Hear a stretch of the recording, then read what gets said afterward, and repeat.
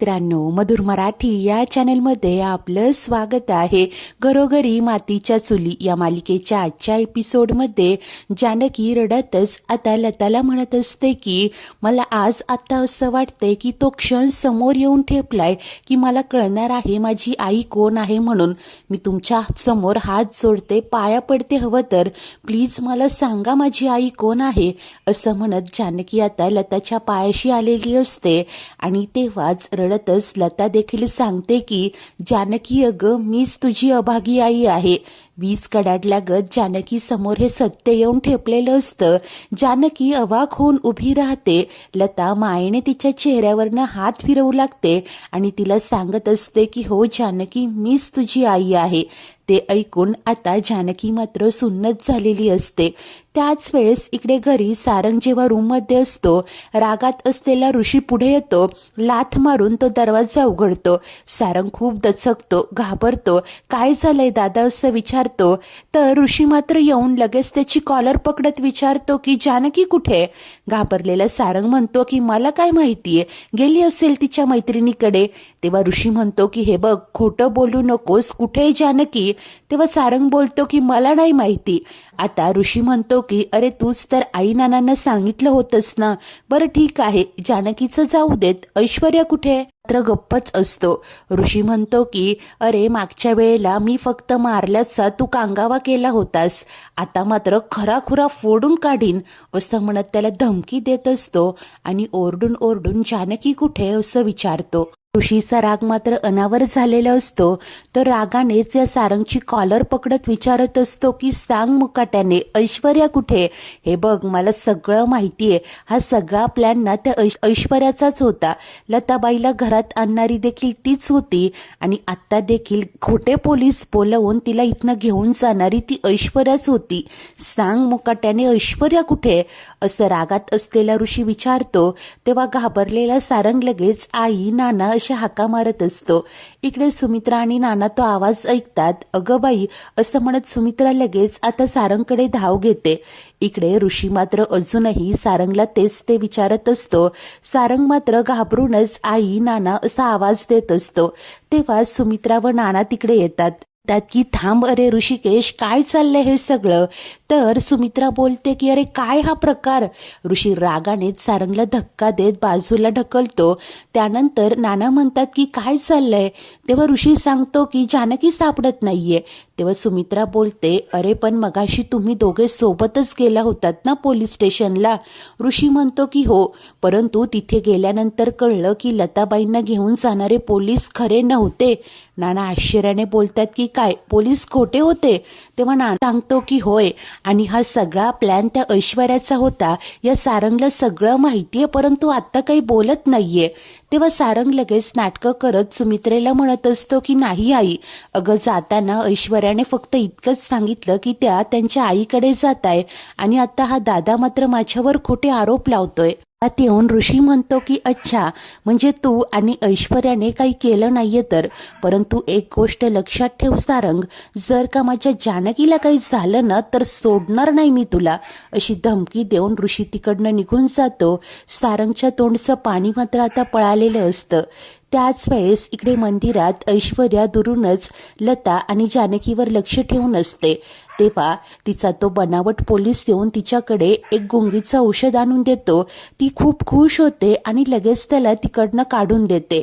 तर इकडे आता लता जेव्हा जानकीला सांगते की मीच तुझी आई आहे, जानकीचा विश्वास बसत नाही, रडतच बाजूला होत म्हणते की नाही, तुम्ही माझी आई असूच शकत नाही।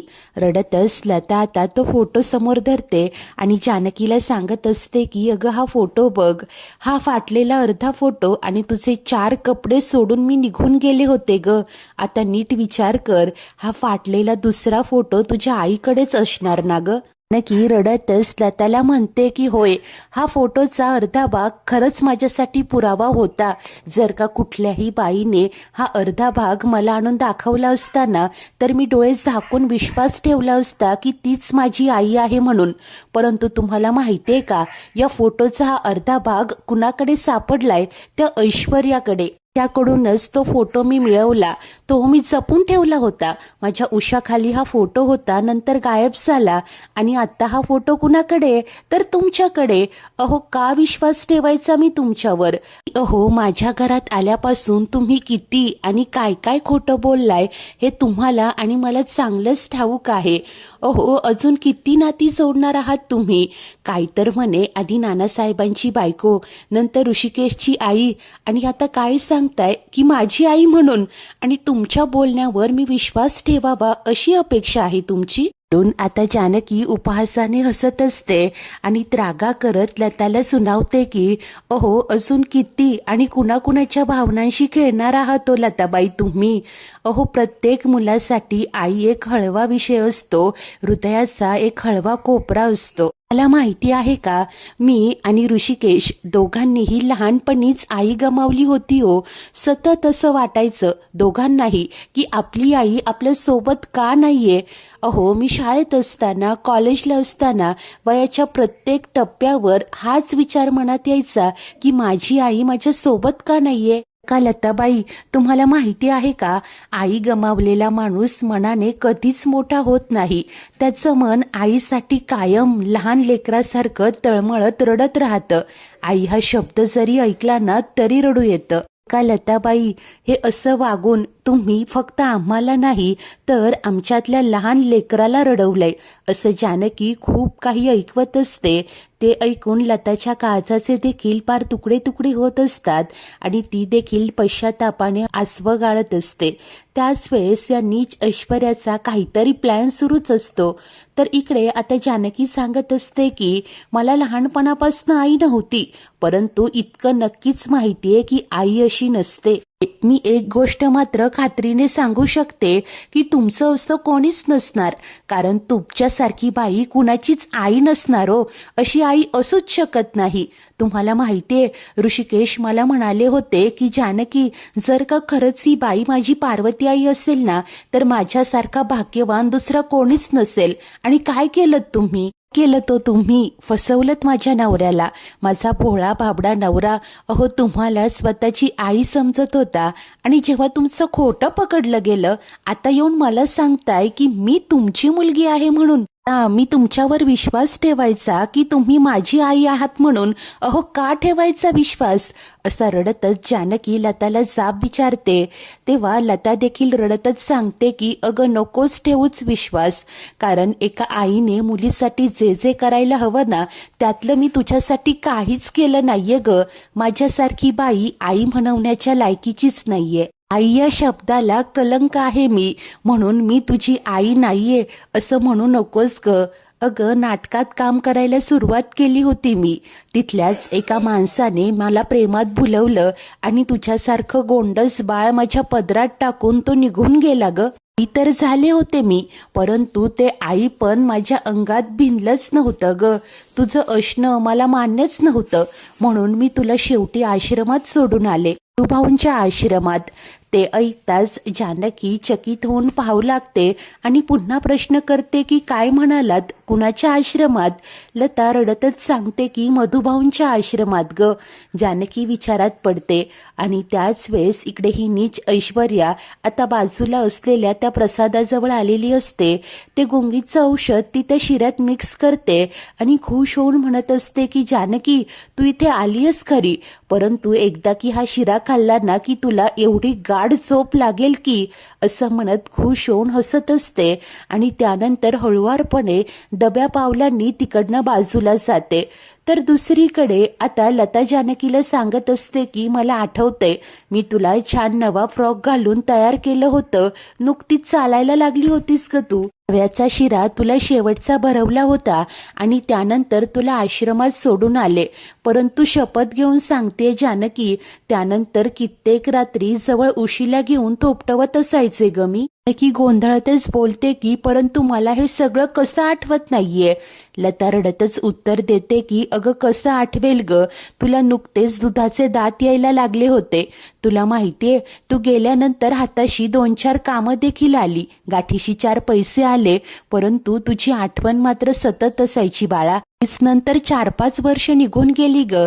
मनाशी ठरवलं की तुला परत आणायचं. तेव्हा जानकी आता रागाने म्हणते की परंतु नाहीच नेलत ना, का नाही नेलत? तेव्हा लता सांगते की कारण मी येऊन पाहिलं, अगं किती छान रुळली होतीस तू त्या आश्रमात. मी जेव्हा आले तेव्हा मधुभाऊ तुम्हा सर्व मुलींच्या वेण्या घालून देत होते.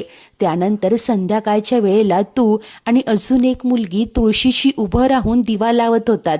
कळत होतं की तिथे जे संस्कार तुला मिळताय ते मी नाही देऊ शकत ग. आणि त्यानंतर अशीच एक दोनदा देखील येऊन गेले होते ग मी. एकदा तर तुझ्या मापाचा विणलेला स्वेटर घेऊन आले होते. तेव्हा मी पाहिलं की तू त्याच मुलीशी खेळण्यात बोलण्यात इतकी रमली होतीस ना की तुला थंडी वाजतीये हेही विसरली होतीस. तर त्या मुलीने तिच्याकडची फाटकी शाल तुझ्या अंगावर पांघरली तेव्हा तिला नाव घेऊन तू थँक्यू देखील म्हणाली होतीस, ऐकलं होतं मी. तेव्हा जानकी लगेच विचारू लागते की कोण होती ती मुलगी, काय नाव घेतलं होतं मी? आता लता उत्तर देते की सायली. सायलीचं नाव ऐकताच जानकी मात्र जराशी कावरी बावरी झालेली असते, बेचैन होऊ लागते. पुढे लता रडतच तिला सांगत असते की परंतु त्यानंतर मात्र मी कधीच तिकडे आले नाही, कारण मला कळलं होतं की माझ्या मुलीची काळजी घेणारी माणसं तिला भेटलीये. सांगत असते की तुझा अजूनही विश्वास बसत नसेल ना तर मधुभाऊंना फोन करून हवं तर विचारून घे. अगं पिठोरी अमावस्येच्या दिवशी करकरीत तिन्ही सांजेला संध्याकाळी 7 वाजता मधुभाऊंच्या आश्रमातील तुळशीजवळ चेहरा झाकलेली एक बाई पदरात असलेल्या एका लहान मुलीला तिथे सोपवून निघून गेली होती. मुलीने पांढरा फ्रॉक घातलेला होता आणि नंतर तिचंच नाव त्यांनी जानकी ठेवलं. विचार जानकी, त्यांना विचार फोन करून, असं बोलत लता आता ढसढसा रडत असते. इकडे जानकी मात्र जरासा विचार करते. तिचा मोबाईल बाजूलाच पडलेला असतो. सुन्न झालेली जानकी तो मोबाईल हाती घेते आणि लगेचच बाजूला येऊन मधुभाऊंना कॉल करते. ते देखील फोन रिसीव करतात. जानकी चौकशी करत म्हणते की कसे आहात तुम्ही? तेव्हा मधुभाऊ सांगतात की अगं देवाच्या दयेने मी आता ठीक आहे ग, बोल बाळा. तेव्हा जानकी विचारू लागते की मधुभाऊ, मी तुम्हाला आश्रमाच्या दाराशी सापडले होते ना? त्यावर मधुभाऊ सांगतात की नाही ग, दाराशी नाही, आपलं जे तुळशी वृंदावन होतं ना तिथेच. आणि सापडली नव्हतीच बाळा, तर तुझी आईच तुला माझ्याकडे सोपवून निघून गेली होती. मागे एकदा हे सगळं मी तुला सांगितलं होतं ना? नक्की रडतच प्रश्न करते की होय, परंतु मी तुम्हाला सकाळी सापडले होते ना?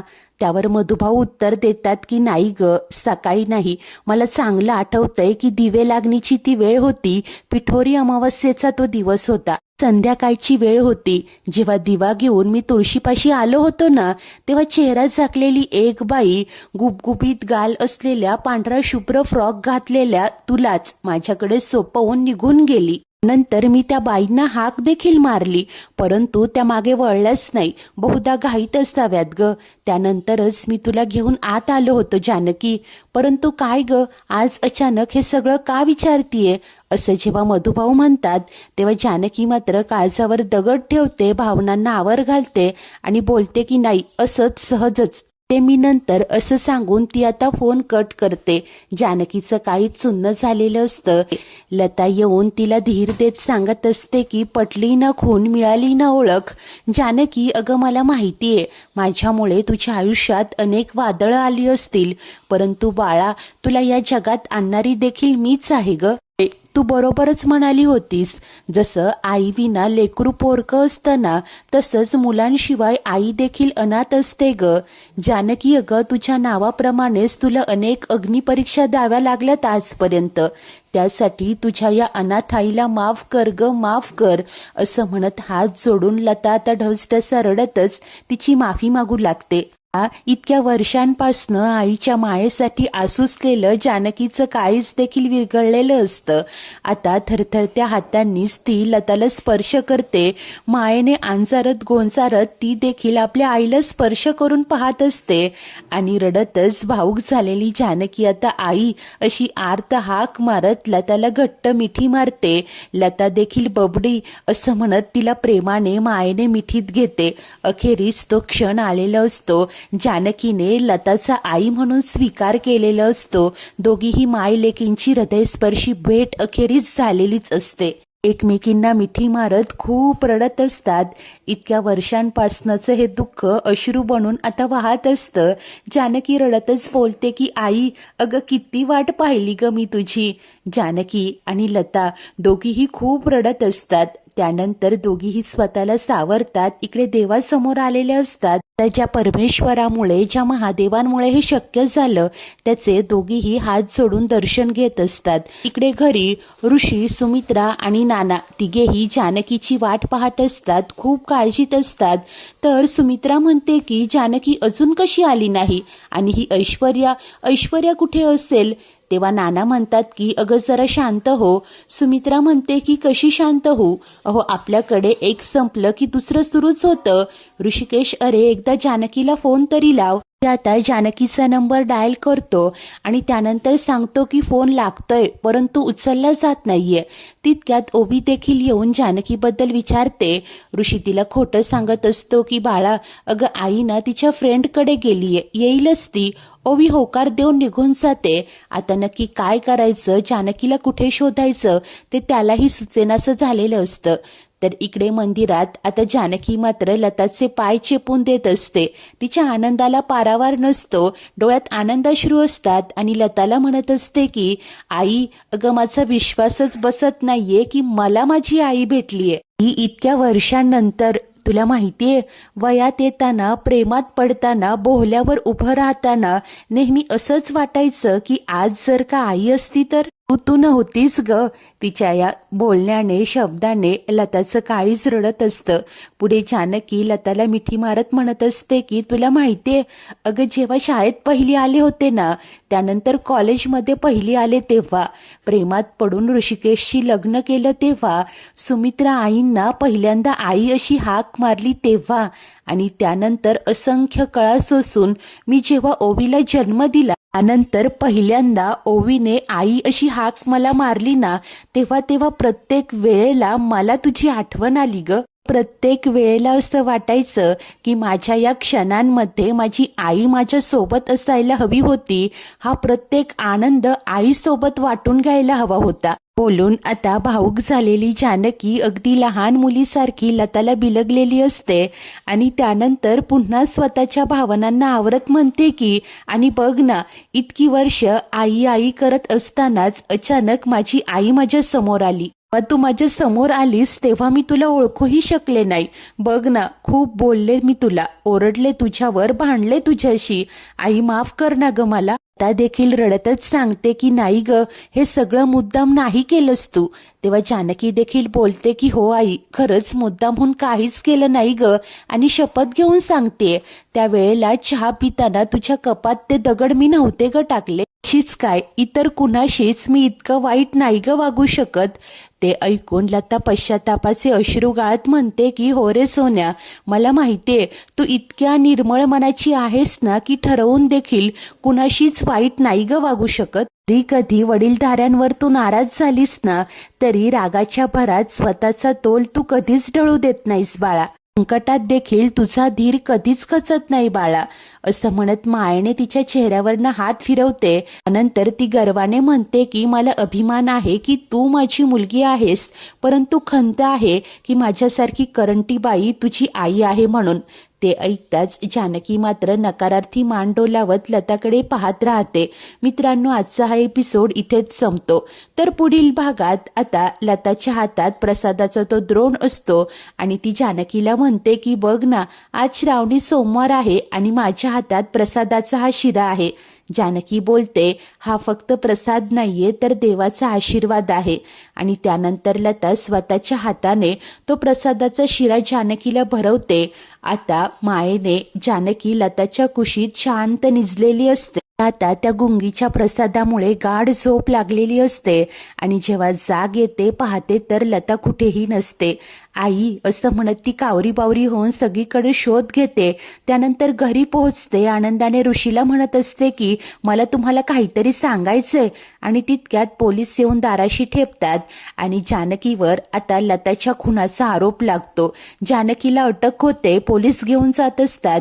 ऋषी मात्र विश्वासाने खंबीरपणे तिच्या सोबत असतो. तो तिला धीर देत सांगतो की पोलिसांकडे साक्षीदार असतील, परंतु माझा मात्र तुझ्यावर विश्वास आहे. आता मित्रांनो, अखेरीस ऋषी देखील तिच्या सोबतच पोलीस स्टेशनमध्ये जात असतो. आता लता नक्की कुठे असेल? ऐश्वर्याच्या डोक्यात नक्की काय शिजत असेल? जानकी आणि लताची पुन्हा भेट होईल का? ऋषी तिला निर्दोष कसं सिद्ध करेल? सर्वच काही पाहणे खूप उत्सुकतेचे असेल. अशाच नवनवीन भागांच्या पुढील अपडेट्ससाठी आपल्या मधुर मराठी या चॅनलला नक्की सबस्क्राईब करा. धन्यवाद.